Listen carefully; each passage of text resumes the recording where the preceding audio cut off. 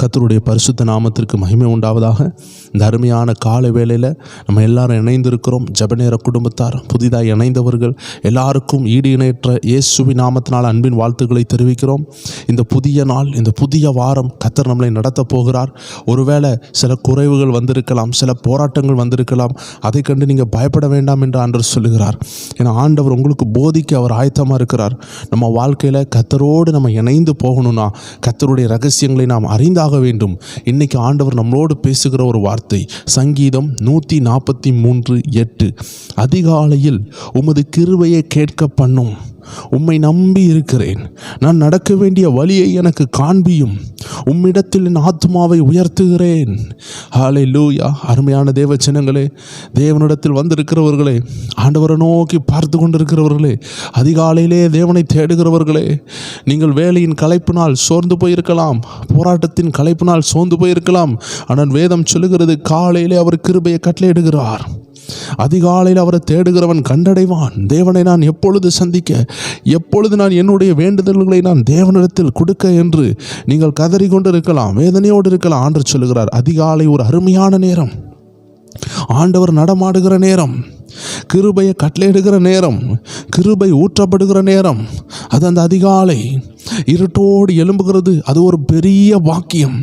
சத்துருவானவன் பெரிய பெரிய திட்டங்கள் உடையவர்களை அதிகாலையில் எழும்பவே விடமாட்டான். ஏன் அதிகாலையில் எழும்ப முடியவில்லை? ஏன் ஜெபிக்க முடியவில்லை? உங்கள் மேல் பெரிய திட்டம் இருக்கிறது. அந்த கிருபையை நீங்கள் அனுபவித்தரக்கூடாது. அந்த கிருபை வீணாக்க வேண்டும். அந்த கிருபை உங்கள் வாழ்க்கையில் செயலிழக்க வேண்டும் என்று அந்தகார ஆவிகள் உங்களை எழும்ப விடாமல் தடை பண்ணுகிறது. அதனால தான் வேதம் சொல்லுகிறது, அதிகாலையில் எழும்பின என்ன நடக்குமா? சங்கீதக்காரர் சொல்லுகிறார், கிருபையை கேட்க பண்ணுவார். கிருபையை நீங்கள் பார்ப்பீங்க. இயேசு கிறிஸ்துவை பார்க்க முடியும். இயேசு உங்களோடு பேசுகிறத உணர முடியும். You will literally feel that Jesus is talking to you. உம்மை நம்பி இருக்கிறேன், நான் நடக்க வேண்டிய வழியை எனக்கு காண்பியும். தேவ ஜனங்களே, அவர் தான் நமக்கு காட்டுவார். என்ன செய்யணும், எங்கே போகணும், எதை செய்யக்கூடாது, எங்கே போகக்கூடாது, எந்த நபரை பார்த்து பேசணும், எந்த பிஸ்னஸை செய்யணும், எந்த படிப்பை படிக்கணும், எந்த லைஃப் பார்ட்னரை சூஸ் பண்ணணும், எந்த வாழ்க்கை துணை நம்ம தேர்ந்தெடுக்கணும், எல்லாவற்றையும் நமக்கு காட்டுகிறவர் அவர்தான். எந்த ஊழியத்தை செய்ய வேண்டும், எதை செய்யக்கூடாது, எந்த நபரோடு பேச வேண்டும், எந்த ஊழியரோடு பேச வேண்டும், யார் கள்ளர்கள், யார் நல்லவர்கள், யார் கள்ள தீர்க்கதரிசிகள், யார் நல்ல தேவ ஊழியர்கள், எல்லாவற்றையும் காட்டி தருகிறவரே நமது தேவன் தான். அதனால தான் நம்ம காலையிலே அவர் சமூகத்தில் வந்துடணும். ஒவ்வொரு நாளும் சத்ருவானவன் நமக்கு விரோதமாக கன்னி வெடிகளை வைத்து கொண்டிருக்கிறான், கன்னிகளை வைத்து கொண்டிருக்கிறான், ஆபத்துகளை வைத்து கொண்டிருக்கிறான். வேதம் சொல்லுகிறது அல்லவா, சத்ருவானவன் சிங்கம் போல யாரை விழுங்கலாம் என்று வகை தேடி சுற்றி கொண்டிருக்கிறான். அவனுடைய வகையில் விழாதபடி, அவனுடைய அந்த பார்வையில் தென்பட்டு விடாதபடி நாம் காத்து கொள்ளப்பட வேண்டும் என்றால் அவருடைய சத்தியத்தை நாம் அறிந்து கொள்ள வேண்டும். தாவீது சொல்லுகிறார், நான் நடக்க வேண்டிய வழியை எனக்கு காண்பியும். show me the way where I should walk. நான் எப்படி போக வேண்டும், நான் என்ன செய்ய வேண்டும்? குழப்பத்தில் இருக்கலாம், பயத்தில் இருக்கலாம். ஆண்டு சொல்லுகிறார், அவர் உங்களுக்கு பாதையை காட்டுவார், உங்களை வழி நடத்துவார். 1-2 வாரம் குழம்பினது போல இருக்கும். தொடர்ந்து வசனத்தை கேளுங்க, தொடர்ந்து இந்த ஜெபத்தில் அட்டன் பண்ணுங்க, தொடர்ந்து அதிகாலையில் எழும்பி ஜெபியுங்கள். இந்த ஜெபம் உங்களுக்கு உதவியாக இருக்கும். ஏராளமான மக்கள் ஒவ்வொரு விதத்தில் அவர்கள் ஜெபித்து கொண்டிருக்கிறார்கள். சிலர் 5 மணிக்கு எழும்பி என்ன செய்வாங்க, சபையில் போய் ஜெபிப்பாங்க. சிலர் 5 மணிக்கு எழும்பி தனியாக ஜெபிப்பாங்க. சிலர் 4 மணிக்கெலாம் எழுப்பி முழங்கால் பண்ணி ஜெபிப்பாங்க. தேவ ஜனங்களே, ஒவ்வொரு விதத்தில் ஆண்டவர் ஒவ்வொரு பேரையும் நடத்துகிறார். ஒருவேளை நீங்கள் இந்த பதிவை கேட்டுக்கொண்டு இருக்கிறீங்கன்னா, கர்த்தர் இந்த அருமையான பதிவு மூலமாக உங்களோடு பேசி கொண்டிருக்கிறார். உங்களை ஊக்கப்படுத்த, உங்களை பலப்படுத்த, உங்களை எழும்பி நிறுத்த, சில ஆலோசனைகளை தர, பரிசுத்த ஆவியின் தெளிவான ஆலோசனைகளை உங்கள் இருதயத்தில் பதிக்க கர்த்தர் உங்களோடு பேசி கொண்டிருக்கிறார். இன்னைக்கு கர்த்தர் சொல்கிறது ஒன்றே ஒன்று தான், அவர் நீங்கள் நடக்க வேண்டிய வழியை காட்டுவார். நீங்கள் செய்ய வேண்டியது அதிகாலையில் எழும்பிருங்க. அட்லீஸ்ட் ஒரு 7 மணிக்கு முன்னாடி எழும்பிருங்க. 8 மணி 9 மணிக்கு எழும்புகிற அந்த பழக்கம், ஒருவேளை உடல் சோர்வு உள்ளவர்கள், உடல் நோயாளிகள் மட்டும்தான் அந்த ஒரு செக்ஷனில் இருக்கலாம். ஆனால் உடல் ஆரோக்கியம் உள்ளவர்கள் நைட்டு 2 மணிக்கு தூங்குறது, தேவையில்லாமல் உலக விஷயங்களை இன்வால்வ் ஆகிறது, உலக காரியங்களை பேசுகிறது, உலக நண்பர்களோடு இருக்கிறது, இரவு நேரம் ஃபுல்லாக கிராமத்தில் உட்காந்து கதை அடிக்கிறது, எல்லாம் மாற்றி விட்டுட்டு காலையில் ஆண்டவரை தேட வேண்டும் என்று இரவு வேகமாக தூங்குங்கள். அதிகாலையில் எழும்புங்கள். முடிந்தால் 5 மணிக்கு எழும்புங்கள், 6 மணிக்கு எழும்புங்கள், அதை தாண்டி போக விடாதீர்கள். நீங்கள் உங்கள் வாழ்க்கையை சுலபமாக கர்த்தரோடு பேச வேண்டும் என்றால் ஒரு அருமையான நேரம் அதிகாலை. அதனால தான் தேவ ஜனங்களை கர்த்தர் உங்களை அழைக்கிறார். நீங்கள் அதிகாலையில் எழும்பிட்டீங்கன்னா நீங்கள் நடக்க வேண்டிய பாதையை காட்டுவார். தாவீது சொல்லுகிறார், என் ஆத்துமாவை உயர்த்துகிறேன். தேவ ஜனங்களே, ஒரு சின்ன பிள்ளையை கையில் எடுத்து வைத்து கர்த்தருக்கு முன்பாக நம்ம அந்த பிள்ளையை காட்டுகிறது போல கர்த்தர் நல்லவர் என்பதை உணர்ந்து, கர்த்தர் வழிகாட்டுகிறார் என்பதை உணர்ந்து தாவீது தன் சொந்த ஆத்மாவை, சிந்தனையை கர்த்தருக்கு முன்னாடி உயர்த்துகிறார். ஏன் தெரியுமா? ஆண்டவரே, இந்த சிந்தனை தவறான பாதையில் செல்லக்கூடாது. ஆண்டவரே, இந்த சிந்தனை சொந்தமான யோசனை யோசிக்கக்கூடாது. நான் எப்பொழுது யோசித்தாலும் உம்மோடு இணைந்து யோசிக்கணும் அப்பா, உம்மோடு சேர்ந்து யோசிக்கணும். நீர் யோசிக்கிறத நான் யோசிக்கணும், நீர் பேசுகிறதை நான் பேசணும். நான் பேசுகிறதுக்கு முன்பதாக உம்முடைய சத்தத்தை கேட்டு பேசணும்.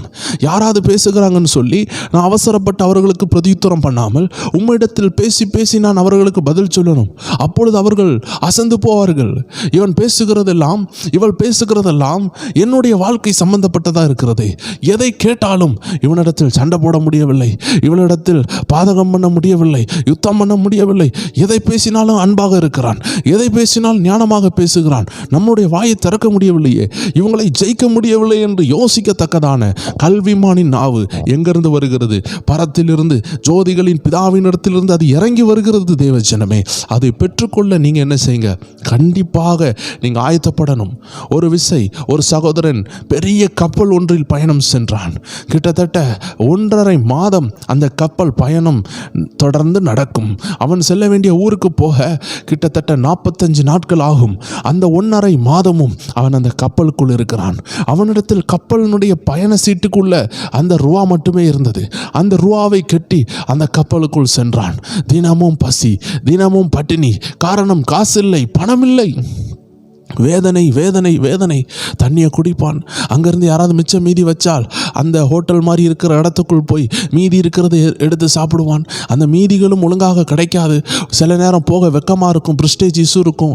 யாராவது நம்ம பறக்கிறத பார்த்துடக்கூடாது, வேஸ்ட்டை எடுத்து சாப்பிட்றான்னு யாராவது பார்த்துடக்கூடாதுன்னு சொல்லி வெக்கப்பட்டு கொண்டே இருப்பான். எல்லாரும் சாப்பிடும் பொழுது இவன் மட்டும் தூங்கி கொண்டு இருப்பான். இவன் மட்டும் தண்ணியை குடித்து குடித்து குடித்து தன் வயிறை நிறைத்து கொண்டிருந்தான். இவ்வாறாக 15 நாட்கள் கஷ்டப்பட்டான். 1/2 மாதம் ஓடிவிட்டது. ஒரு நாள் ஒரு அயல் சகோதரன் வந்து கேட்டான், ஐயா, நாங்கள் எப்பொழுது சாப்பிட போகிறோமே, நீங்கள் மட்டும் ஏன் வரமாட்டீங்க? அவன் சொன்னான், ஐயா, வெளியே சொல்ல வேண்டாம், என் கையில் காசே கிடையாது, எனக்கு பயங்கர பசி, நான் என்ன செய்யனே தெரியல, என் குடும்பத்தை நான் பார்க்க போகிறேன், ஆனால் என் கையில் காசே இல்லை. அவர்களை நான் பார்த்தால் ஏதாவது சாப்பாடு கிடைக்கும், ஆனால் இங்கேருந்து அங்கே போகிறதற்கு எனக்கு ஒரு காசு கூட இல்லை.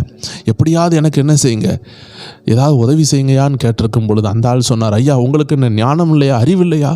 இந்த அருமையான பெரிய படகுல யாரெல்லாம் உள்ளே வராங்களோ, யாரெல்லாம் டிக்கெட் எடுக்கிறாங்களோ அவர்களுக்கு உணவு இலவசம் என்று அந்த டிக்கெட்டில் எழுதியிருக்குதே, நீங்கள் பார்க்கவில்லையா என்று கேட்டான்.